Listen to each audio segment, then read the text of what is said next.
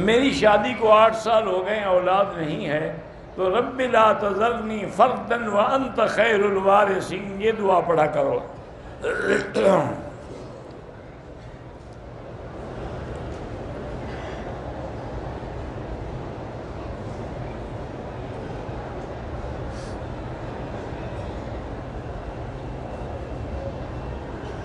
آپ نے بہرحال وہاں کسائی کے ساتھ بکرے خریدے، انہوں نے کہا کہ 50 ریال یعنی وہ ذبح کرنے کی اجرت لے گا، تو 20 ریال والا معاملہ کر لیا۔ اگر اس نے ذبح کیا ہے تو دم ادا ہو گیا، اگر ذبح ہی نہ کیا ہو تو پھر کیسے ادا ہوگا؟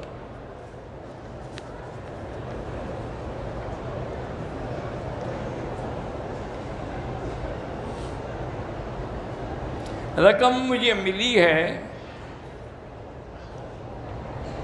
1.5 لاکھ کا مقروض ہوں، اگر مالک نہ ملے تو یہ رقم آپ اپنے اوپر بھی خرچ کریں اس نیت سے کہ اگر مالک مل گیا تو ادا کروں گا، یا مدرسے میں یا یتیم خانے میں دے دیں، وہ بھی بڑی اچھی بات ہے۔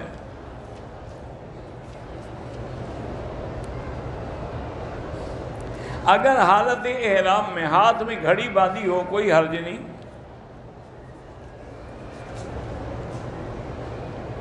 اگر ٹیلی فون میں ہم نے قرآن فیڈ کیا ہوا ہے تو ٹیلی فون جیب میں ہو تو حمام جا سکتے ہیں۔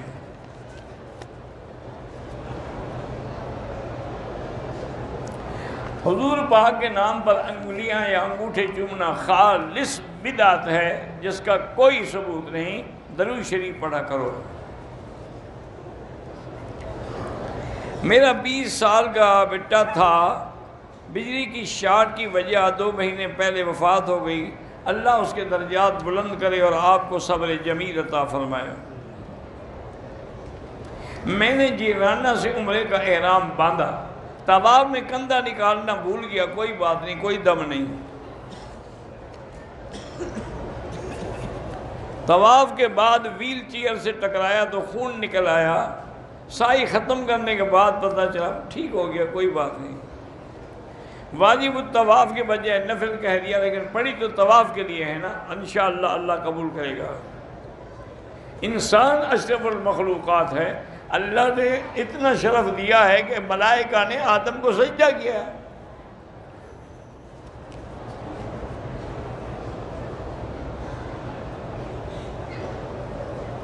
کہتے ہیں کہ علماء کرام آپس میں کیوں لڑتے ہیں؟ علماء کبھی نہیں لڑتے، آپ کو غلط فہمی، آپ ہر داڑھی والے کو علماء نہ بنا دیں۔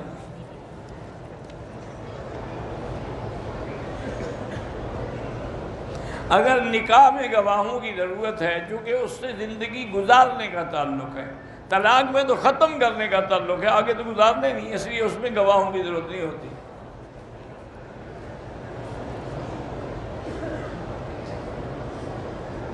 وضو میں آزاد 3 دفعہ دھوئیں، بہت اچھا ہے، ورنہ 1 دفعہ سے بھی وضو ہو جاتا ہے، لیکن افضل یہی ہے کہ 3 دفعہ۔ تیتر جو ہوتے ہیں وہ حلال ہیں، ہاں جی بالکل حلال ہیں۔ فون پر طلاق تو ہو سکتی ہے، نکاح اس لیے نہیں ہو سکتا کہ نکاح میں دونوں کا ہونا ضروری ہے کہ ایجاب قبول ہو، طلاق میں تو کوئی قبول ہونے کی ضرورت نہیں ہے نا، وہ تو خاوند نے دے دی، ہو گئی۔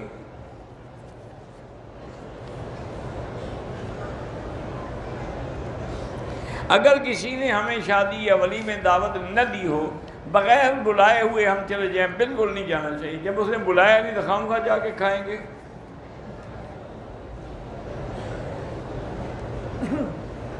کہتے ہیں کہ جب بی بی عائشہ کا ذکر ہوتا ہے حضرت علی کا، تو آپ حضرت عائشہ کی طرف زیادہ مائل ہوتے ہیں، چونکہ وہ ماں ہیں، ماں بیٹے سے افضل ہوتی ہے۔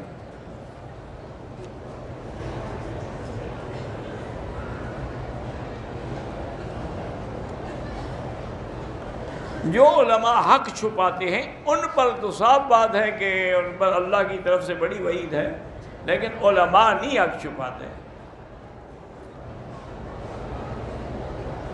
حضرت علی نے کبھی حضرت معاویہ کے خلاف قنوت ناظرہ نہیں پڑھی۔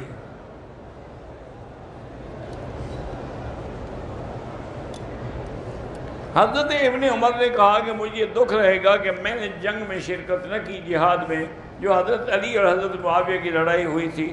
بہرحال یہ ان کی ایک تمنا تھی، لیکن دونوں کے جو قتلہ ہیں وہ جنتی ہیں۔ جن لوگوں نے حضرت علی کا ساتھ نہیں دیا غیر جانبدار ہے، وہ بھی گناہ گار نہیں ہیں، احتیاط کی انہوں نے۔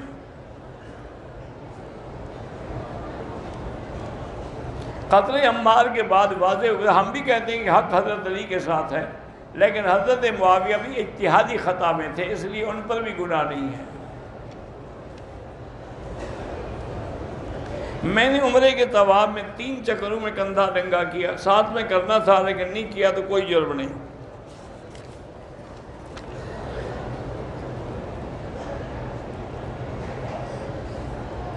آپ مجھے دعا کرتے ہیں اللہ تبارک و تعالیٰ آپ جزائے خیر دے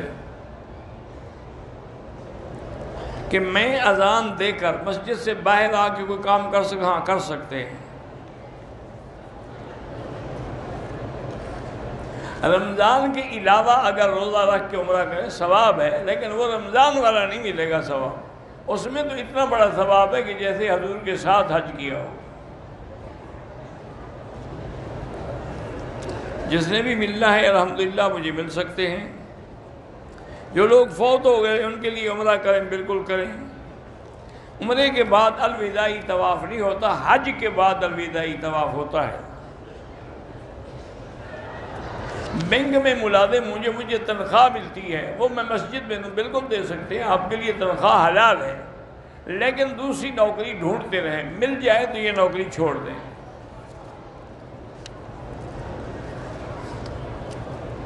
حضرت ابی لبابہ نے جب یہودیوں نے پوچھا تھا کہ حضور ہمارے بارے میں کیا فیصلہ کریں گے، تو انہوں نے اشارہ کر دیا کہ قتل کریں گے، تو بغیر کہے ہوئے بغیر اجازت کی یہ بات کہہ بیٹھے، پھر خیال آیا تو اپنے آپ کو ستون سے باندھ دیا۔ بے دہانی میں استلام بھول گیا، کوئی بات نہیں۔